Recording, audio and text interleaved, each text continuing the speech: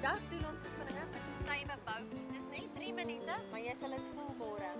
Jy benodig jou gewiggies of my vakansiegewiggies is waterbottels. So as jy met vakansie is, gebruik sommer waterbottels.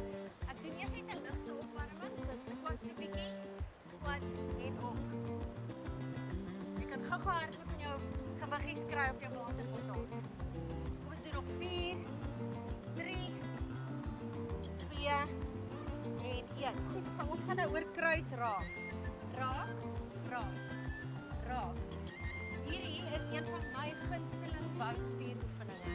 Die glutes werk elke keer as jy jou gewig op een been sit. Jy raak oor kruis. Beginners hoef glad nie gewigte vas te hou nie. En gevorderde vlak kan die gewigte neersit. Ek gaan nou probeer, maar ek dink my waterbottels gaan weghardloop. Jy sien, hardloop hy weg. So gevorderde vlak sit neer jou gewigte, sit neer jou gewigte, tel op en tel op. Ek staan so half op 'n opdraande hierso. So ek gaan dit nie nou neersit nie. Raak.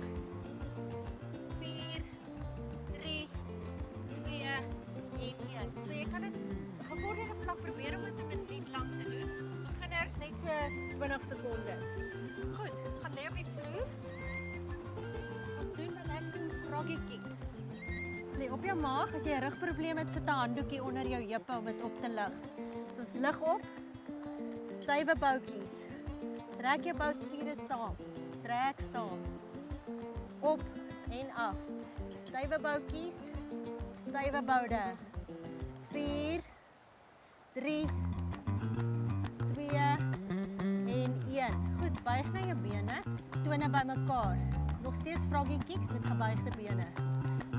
Ons gaan op, 2, 3 en ontspan. 1, 2, 3 en ontspan. Op, 2, 3 en ontspan.